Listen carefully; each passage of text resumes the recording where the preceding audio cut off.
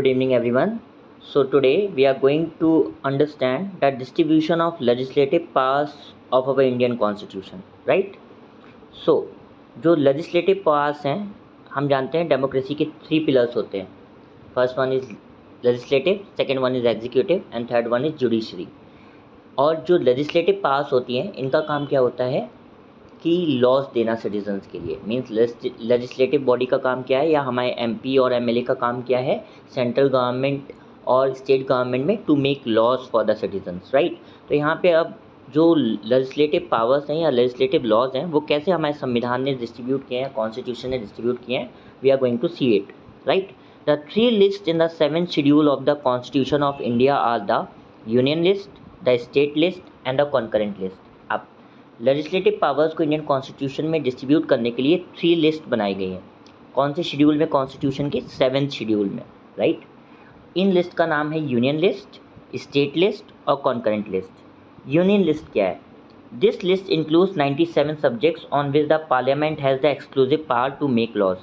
इस लिस्ट में 97 सब्जेक्ट्स हैं करेंटली, और सिर्फ सेंट्रल गवर्नमेंट या नेशनल गवर्नमेंट या पार्लियामेंट के पास राइट है to make laws on these subjects.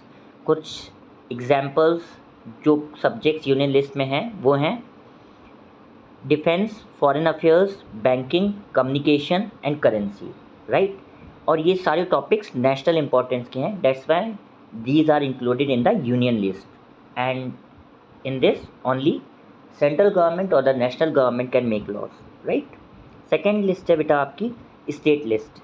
This list includes 66 subjects on which state legislatures have the power to make laws. इस लिस्ट में अभी तक 66 सब्जेक्ट्स हैं करेंटली, और इन सब्जेक्ट्स पे स्टेट गवर्नमेंट लॉज बना सकती हैं, राइट. इसमें जो सब्जेक्ट्स आते हैं वो हैं police, trade, commerce, agriculture and irrigation, right. ये सारे सब्जेक्ट्स किसके इंपॉर्टेंस के हैं? स्टेट के इंपॉर्टेंस के हैं, राइट. जो हमारी थर्ड लिस्ट है वो है concurrent list. This list includes 47 subjects on which both the parliament and the state legislatures have the power to make laws. इस लिस्ट में, concurrent लिस्ट में 47 सब्जेक्ट्स हैं करेंटली, जिसमें state government as well as central government both have the right to make the law. दोनों को अधिकार है कानून बनाने का इस लिस्ट में. इस लिस्ट में जो सब्जेक्ट्स आते हैं वो हैं कॉमन इंटरेस्ट के. मीन्स इसमें स्टेट का भी इंटरेस्ट है और नेशनल इंपॉर्टेंस के भी हैं, right. like education, forest, trade unions, marriage, adoption and succession, right.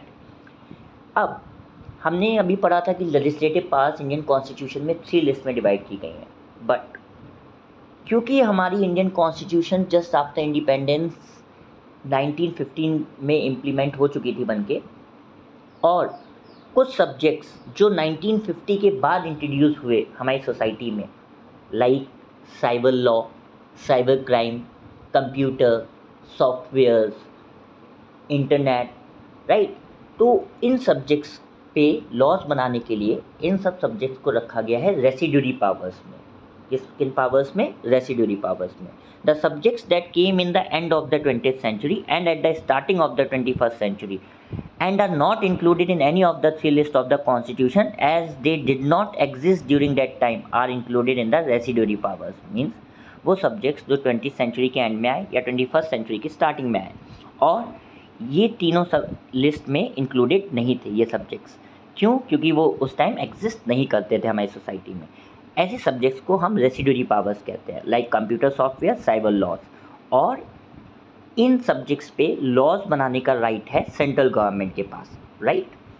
The constitution also gives the parliament the power to make laws on any matter not included in the state list और the concurrent list. Means हमारा संविधान हमारे parliament, या हम कह सकते हैं एक तरीके से यूनियन गवर्नमेंट या सेंट्रल गवर्नमेंट या नेशनल गवर्नमेंट को ये अधिकार देता है कि जो भी टॉपिक्स स्टेट लिस्ट या कॉन्करेंट लिस्ट में मेंशन नहीं है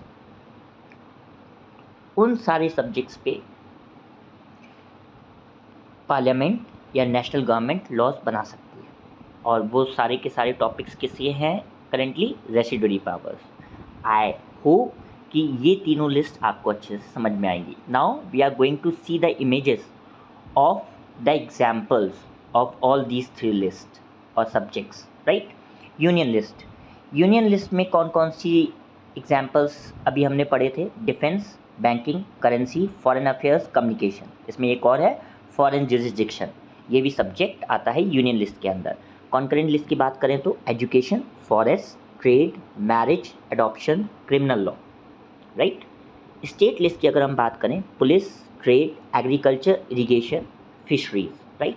अब ये ऐसे सब्जेक्ट्स हैं जो कि ऑलरेडी मेंशन्ड है हमारी एनसीईआरटी में, बट इसके अलावा भी कुछ इंपॉर्टेंट सब्जेक्ट्स हैं, क्योंकि सब्जेक्ट्स तो काफ़ी हैं। यूनियन लिस्ट में 97 हैं, कॉन्करेंट लिस्ट में 47 हैं और स्टेट लिस्ट में 60+ हैं, राइट। पर हमें इनके इंपॉर्टेंट सब्जेक्ट्स के नेम पता होने चाहिए। तो इंपॉर्टेंट सब्जेक्ट्स क्या क्या हैं यूनियन लिस्ट के, वो है defence, atomic energy, foreign affairs, war and peace, banking, railways, post and telegraph, airways, ports, foreign trade, currency and coinage, right? These all are the important subjects on which only union government make laws. State list में कौन से important subjects आते हैं? Agriculture, police, prison, local government, public health, land, liquor, trade and commerce, livestock and animal husbandry, state public services, right? These are the subjects under state list where state government has the right to make laws. Last concurrent list, इसमें क्या क्या subjects आते हैं? Education, transfer of property other than agricultural land, right, forest, trade unions, adulteration, adoption and succession, these are the subjects under concurrent list. And residuary powers I have already told you, cyber laws, computer software, internet, right. I hope that you all have understand about these 3 legislative power lists that is made by Indian Constitution to divide the making and distribution of laws in the country, and the subjects or the important subjects that are included under each list, right? If you have any doubt or any query, you can pin me in the comment box. Until then, keep watching my channel, keep sharing with your friends, and have a very good day everyone. Thank you.